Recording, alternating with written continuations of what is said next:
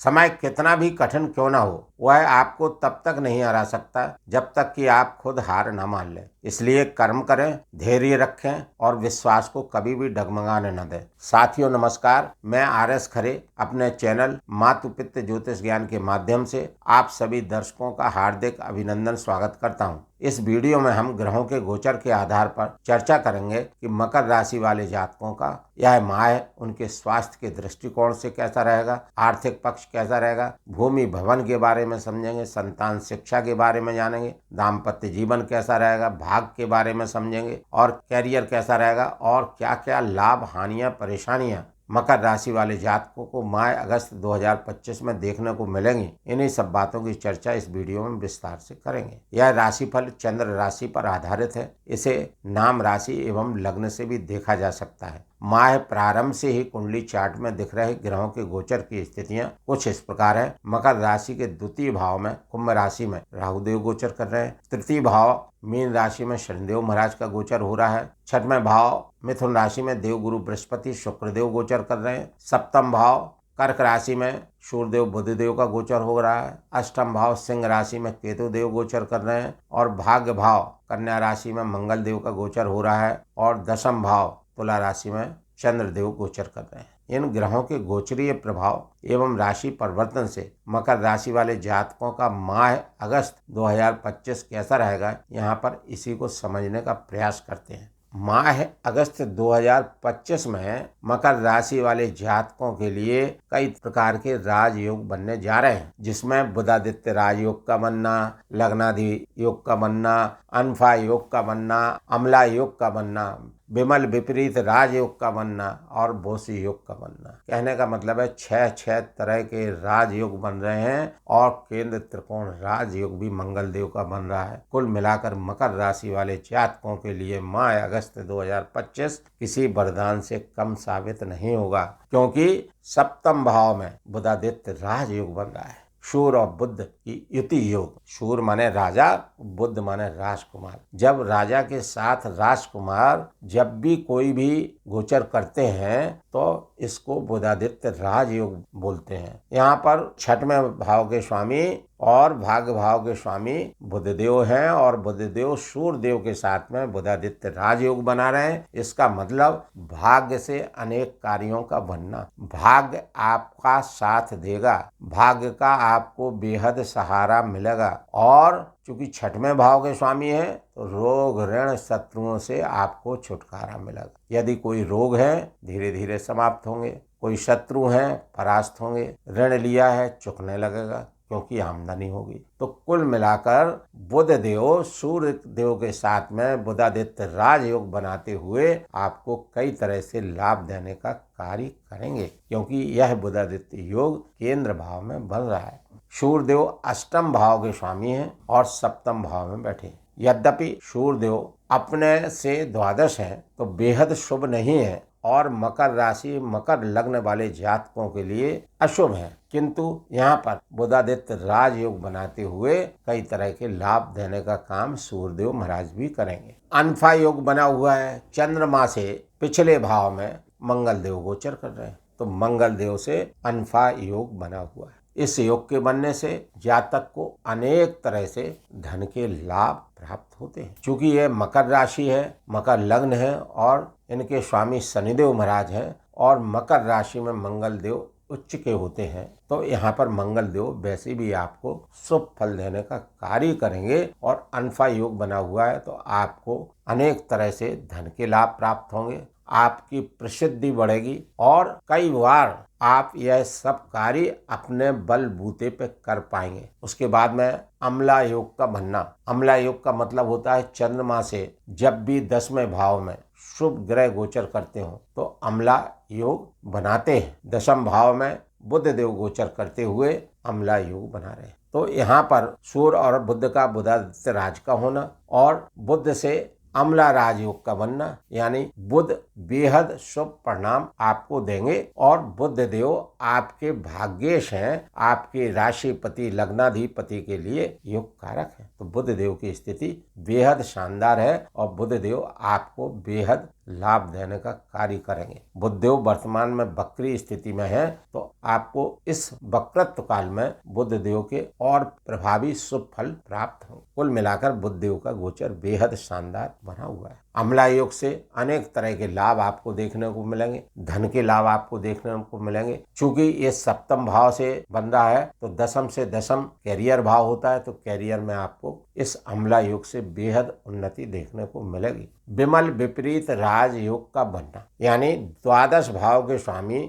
देवगुरु बृहस्पति का छठवें भाव में होना, यह योग विमल विपरीत राजयोग कहलाता है। यद्यपि देवगुरु बृहस्पति छठवें भाव में गोचर करते हुए अशुभ फल देते हैं, लेकिन यहाँ पर विमल विपरीत राजयोग होने से आपको शुभ फलों की प्राप्ति होगी। यानी जो जातक परेशान थे, अब इस राजयोग से उनकी परेशानियां दूर होंगी।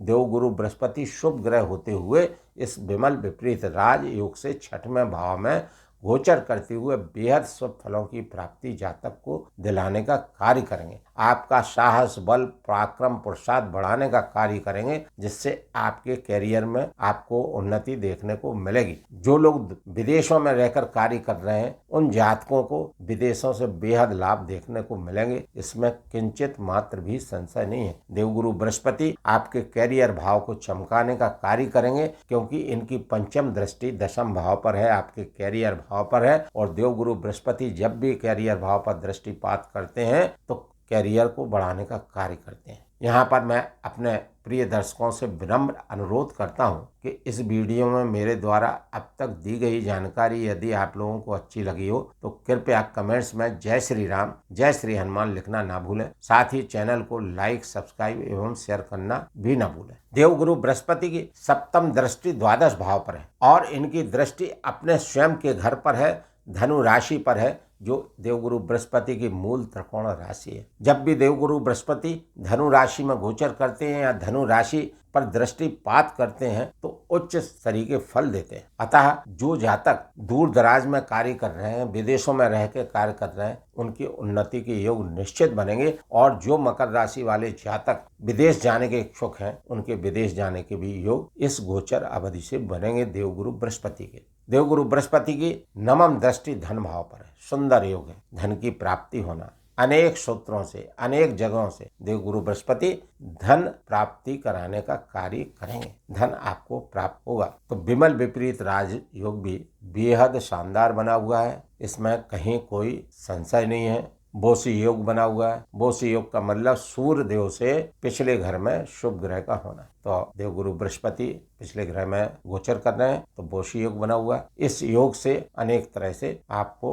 मान सम्मान प्राप्त होगा, धन की प्राप्ति होगी, आपकी उन्नति होगी, कैरियर में आपको बेहद उन्नति देखने को मिलेगी। कुल मिलाकर बेहद शानदार स्थिति मकर राशि वाले जातकों की अगस्त माह में बनी हुई है। शनिदेव महाराज आपके राशि लग्न के स्वामी और द्वितीय भाव के स्वामी, धन भाव के स्वामी होते हुए तृतीय भाव में गोचर कर रहे हैं। बेहद शानदार है शनिदेव महाराज की स्थिति। शनिदेव महाराज जब भी तृतीय भाव, छठवें भाव, 11वें भाव में गोचर करते हैं तो बेहद शानदार शुभ फलों की प्राप्ति कराते हैं, क्योंकि तृतीय भाव उपचय भाव है और शनिदेव पापक ग्रह है। जब भी शनिदेव यहाँ पर गोचर करते हैं तो जातक को अनेक तरह से लाभ देने का कार्य करते हैं। धन के लाभ देंगे, मान सम्मान पराक्रम बहुत ज्यादा बढ़ाएंगे, क्योंकि शनिदेव महाराज स्थान बली होते हैं। जिस स्थान में बैठते हैं उस भाव के कारकों से जातक को उन्नति दिलाने का कार्य करते हैं। चूंकि तृतीय भाव में बैठे हैं तो ये भाव साहस, बल, पराक्रम का है, सोशल मीडिया का है, कई चीजों का भाव है। तो उन सब भाव के कारकों, तृतीय भाव के कारकों से शनिदेव महाराज अगले 2.5 वर्ष तक आपको उन्नति दिलाते रहेंगे। और शनिदेव महाराज स्वयं आपके राशिपति लग्नाधिपति हैं, तो यहाँ पर कोई भी अपने घर को नुकसान नहीं पहुंचाता है। और धनाधिपति भी है, धन भाव के भी स्वामी है, तो बेहद धन का संचय कराते हुए दिखेंगे। तो शनिदेव महाराज का गोचर बेहद शानदार बना हुआ है। मंगल देव आपके चतुर्थ भाव के स्वामी हैं और लाभ भाव के स्वामी हैं। चतुर्थेश लाभेश होकर मंगल देव भाग्य भाव में गोचर कर रहे हैं। बेहद शानदार स्थिति मंगल देव की बनी हुई है और मंगल देव का यह केंद्र त्रिकोण राजयोग भी बना हुआ है। चतुर्थेश होकर केंद्र भाव के स्वामी होकर त्रिकोण में बैठना केंद्र त्रिकोण राजयोग बना हुआ है और यहाँ बोसी योग भी बना हुआ है। तो अनफा योग का बनना, केंद्र त्रिकोण राजयोग का मंगल का बनना, यह बेहद शानदार स्थिति बनी हुई है। जो लोग भूमि भवन के कार्यों से संबंधित हैं उनको उन्नति देखने को मिलेगी, नए वाहन खरीदने के योग बनेंगे और उसके अलावा इनकी चतुर्थ दृष्टि द्वादश भाव पर है जो देवगुरु बृहस्पति का है, तो ये विदेश से भी आपको लाभ दिलाने का कार्य करेंगे। सप्तम दृष्टि तृतीय भाव पर है तो साहस बल पराक्रम में वृद्धि देने का कार्य करेंगे। अष्टम दृष्टि चतुर्थ भाव पर है जो इनकी खुद की मूल त्रिकोण राशि मेष राशि है जहां ये उच्च शरीर के फल आपको देने का कार्य करेंगे। अतः भूमि भवन के कार्यों से निश्चित आपको लाभ होगा। जो लोग मकान खरीदने की प्लानिंग कर रहे हैं उनके मकान खरीदने के योग बनते हैं, नए वाहन खरीदने के योग बनते हैं, मानसिक सुख की प्राप्ति होगी, शारीरिक सुख की प्राप्ति होगी, पारिवारिक सुख प्राप्त होगा।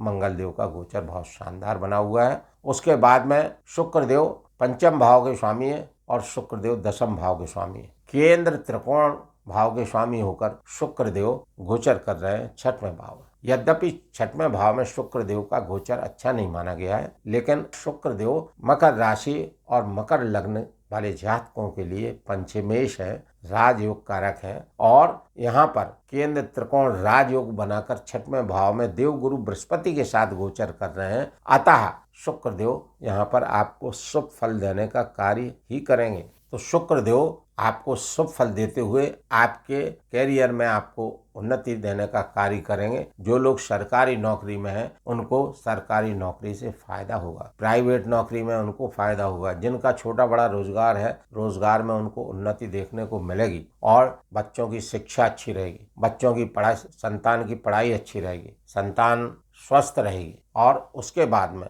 जो लोग प्रेम प्रसंग में हैं उनके प्रेम प्रसंग भी मधुर रहेंगे। कुल मिलाकर शुक्रदेव का गोचर भी काफी शानदार बना हुआ है। देवगुरु बृहस्पति और शुक्रदेव की यहाँ पर युति बनी हुई है जो कि बेहद शानदार है। जब भी देवगुरु बृहस्पति और शुक्रदेव युति बनाकर गोचर करते हैं तो बेहद शुभ फलों की प्राप्ति जातक को देते हैं। यहाँ पर शुक्रदेव का केंद्र त्रिकोण राजयोग का बनना, देवगुरु बृहस्पति का विमल विपरीत राजयोग का बनना, देवगुरु बृहस्पति के गोचर और शुक्र के गोचर को बहुत शुभ एवं प्रभावी बनाता है। अतः मकर राशि वाले जातकों का माह अगस्त 2025 ग्रहों के गोचर के आधार पर बेहद शानदार बना हुआ है। फिर भी आप अपने राशि के स्वामी शनिदेव महाराज का बीज मंत्र ओम प्राम प्रीम प्रौम सह शने नमः का प्रत्येक शनिवार को जाप करते रहें। राहु देव के लिए प्रतिदिन प्रदोष काल में ओम नमः शिवाय मंत्र की कम से कम 3 माला का जाप करते रहें। सूर्यदेव के लिए प्रातःकाल सूर्योदय के बाद सूर्यदेव को जल अर्घ्य देवें